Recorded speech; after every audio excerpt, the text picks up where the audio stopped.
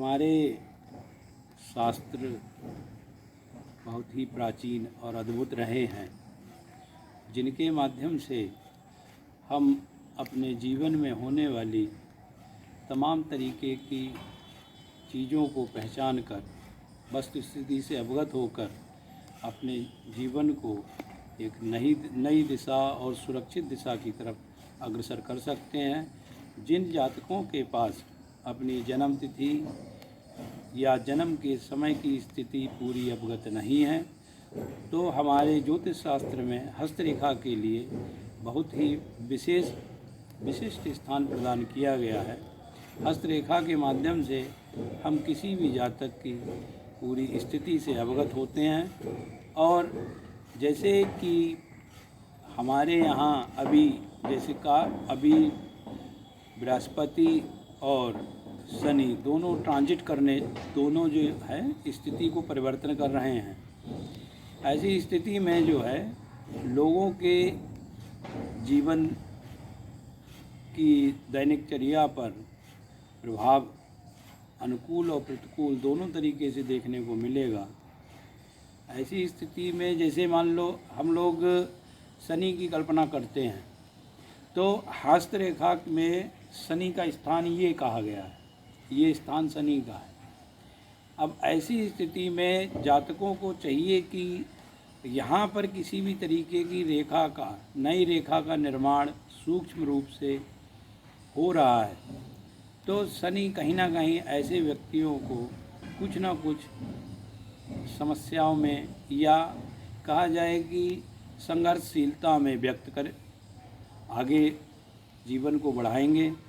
और ऐसे व्यक्तियों को अपने किसी भी कार्य के लिए संघर्षरत होकर उनमें बार बार प्रयास करने पड़ेंगे, तब उन्हें सफलता अर्जित होगी। और साथ ही साथ शनि यहाँ पर प्रकृति के परिवर्तन में भी थोड़ी सी भूमिका अदा करेंगे। ऐसे व्यक्ति जो शनि से प्रभावित होंगे, उनमें एकांतवास या एकांत प्रियता की स्थिति बढ़ेगी। ऐसे लोग अपने आप एकांत में रहना पसंद करेंगे। और इन चीज़ों को लेकर जो है ये मतलब कहा जाए कि ये व्यवस्थाएं आगे बढ़ेंगी। और बाकी जब जैसे बृहस्पति मार्गी होंगे, उन लोगों में विशेषता रूप में जातक को अपने में देखना पड़ेगा कि ऐसे लोग सदाचारी, नियम कर्म में, प्रभु भक्ति में उनकी आसक्ति बढ़ेगी। तो समझ लेना चाहिए यहाँ पर इन लक्षणों में कि बृहस्पति गुरु उनका साथ दे रहे हैं, उनके पक्ष में है। और इसी की स्थिति में जहाँ पर व्यक्ति की चीज़ें, नियम, संयम, इन चीज़ों में थोड़े से भी बदलाव आएँ, तब व्यक्ति को इन चीज़ों को लेकर ये मानना चाहिए कि बकरी है स्थिति, उनके पक्ष में नहीं है गुरु। और बाकी सबसे बड़ी बात ये है कि इन दो ग्रहों पर पूरा आकलन नहीं किया जा सकता। ज्योतिष एक बहुत बड़ी संभावनाओं का बिंदु है। हालांकि हम वेद में भी कहा गया है, ज्योतिषम वेद चक्षु, ज्योतिष को वेद की आँख कहा गया है।